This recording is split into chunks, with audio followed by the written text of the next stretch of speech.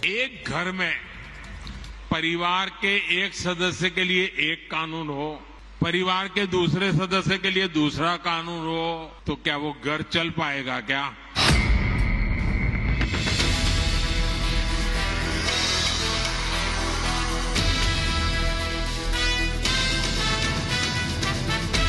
Civil code पर PM Modi का ये बयान उनका संकल्प है, जो बताता है कि बीजेपी के लिए एक देश एक कानून सिर्फ वादा नहीं बल्कि पक्का इरादा है,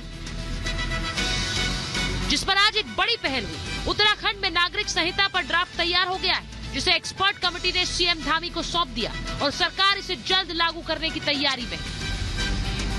हमने जो वायदा किया था कि हम इस काम को पूरा करेंगे, तो आज वो काम हमारा लगभग ड्राफ्ट मिलने से आगे बढ़ गया है। विशेष सत्र आ रहा है, इस सत्र में इसको रखेंगे और जो कानून बनना है, एक्ट बनना है, विधेयक बनना है, उस दिशा में हम आगे बढ़ेंगे। जस्टिस रंजना देसाई की अध्यक्षता में 5 एक्सपर्ट्स की कमेटी ने उत्तराखंड के सामाजिक संगठनों, बुद्धिजीवियों और सभी धर्म के लोगों से बातचीत की। कमेटी को तकरीबन 2.5 लाख से ज्यादा सुझाव ऑनलाइन और ऑफलाइन मिले, यानी कई महीनों तक चर्चा, मंथन और रिसर्च के बाद यूसीसी का ड्राफ्ट तैयार हुआ, जिसे 5 फरवरी से शुरू होने वाले विधानसभा के विशेष सत्र में 6 फरवरी को रखा जाएगा। कल ही ये प्रस्ताव कैबिनेट में आएगा, मगर उससे पहले ही सियासत गरमाने लगी। अभी तो ड्राफ्ट किसी के सामने आया ही नहीं है, तो ये कैसे कहा जा सकता है कि उसमें क्या हो रहा है? ड्राफ्ट तो मुझे मिला है और अभी उस ड्राफ्ट का अध्ययन होगा, उसके बाद उसको लागू करेंगे। ये कैसा यूनिफॉर्म सिविल कोड है जो राज्य वाइज बन रहा है? असल में ये कानून यदि इनको बनाना है तो दिल्ली बनाए, केंद्र सरकार बनाए। उत्तराखंड यूसीसी लागू करने वाला मॉडल स्टेट बनेगा और इसी को आगे कर मोदी सरकार देश भर से समान कानून लागू करने के अपने प्रण को पूरा करने के पथ पर आगे बढ़ेगी, क्योंकि मोदी जो कहते हैं वो हमेशा पूरा करते हैं, जिसका सबसे बड़ा उदाहरण है श्री राम मंदिर, आर्टिकल 370, ट्रिपल तलाक का खात्मा, महिला आरक्षण कानून और नागरिकता कानून।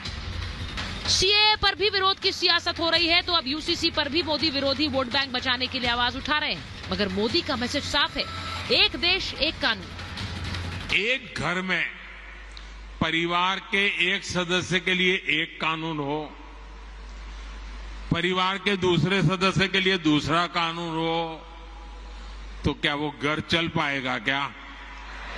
कभी भी चल पाएगा क्या? फिर ऐसी दोहरी व्यवस्था से देश कैसे चल पाएगा? आजकल हम देख रहे हैं कि यूनिफॉर्म सिविल कोड के नाम पर ऐसे लोगों को भड़काने का काम हो रहा है। मोदी पूरे देश को एक ही कानून में पिरोना चाहते हैं, लेकिन इसका खुलकर विरोध भी हो रहा है। अगर शरीयत के उसूलों का लिहाज पास किया गया है तो मुसलमान इस कानून को मानेगा, और अगर शरीयत के ज़ाब्तों का लिहाज पास नहीं किया गया है और उसमें शरीयत का हनन किया गया है, तो फिर मुसलमान मजबूर नहीं है कि यूसीसी के कानून को माने। भाजपा जो काम करती है सबको लेकर काम करती है, इसलिए देश के लोगों को चाहिए कि बैठ के और समर्थन के साथ, कुछ असलों के साथ प्यार मोहब्बत से ऐसे मामलों को हल करें। और मुसलमानों से मैं अपील करूंगा कि फालतू का विरोध न करें। क्या वोट बैंक के लिए देश की महिलाओं के हक को विपक्ष ताक पर रख रहा है, या फिर यूसीसी की राह में सबसे बड़ा रोड़ा है मोदी विरोधियों को 24 में दिखती करारी हार? इसी पर आज की महाभारत। और मैं आपको बता दूं मेरे साथ मेहमान कौन जुड़ रहे हैं। बीजेपी के प्रवक्ता राखी राठौर जी को आप देख सकते हैं, हमारे साथ राजकुमार भाटी जी हैं, समाजवादी पार्टी के प्रवक्ता हैं, हमारे साथ जुड़ रहे हैं विशाल मिश्रा जी हैं, राजनीतिक विश्लेषक हैं, हमारे साथ स्टूडियो में असगर खान साहब हैं, वरिष्ठ वकील हैं सुप्रीम कोर्ट के, हमारे साथ जुड़ रहे हैं मुफ्ती शमूम काशमी साहब, जो कि अध्यक्ष है उत्तराखंड मदरसा शिक्षा परिषद के, उत्तराखंड सरकार की। और मैं ये बताना चाहती हूँ कि थोड़ी देर में वारिस पठान साहब एआईएमआईएम के प्रवक्ता हमारे साथ जुड़ रहे हैं, और अश्विनी उपाध्याय जी सुप्रीम कोर्ट के वरिष्ठ वकील है। लेकिन मैं शुरुआत जरा पहले स्टूडियो से कर लेती हूँ, क्योंकि बहुत सारे मेहमान हैं। मैं एक बार राखी जी पहले आपसे पूछ रही हूँ, ये आप ही ने आदत डाली है कि प्रधानमंत्री जो एक प्रतिबद्धता या संकल्प दिखाते हैं उसे पूरा करते हैं। अब जो वहां पर उत्तराखंड में एक ड्राफ्ट तैयार हुआ है और वो उत्तराखंड के लिए है, ये बार बार धामी जी स्पष्ट कर रहे हैं, लेकिन क्या इसे एक मॉडल के रूप में देखा जा सकता है पूरे देश के लिए?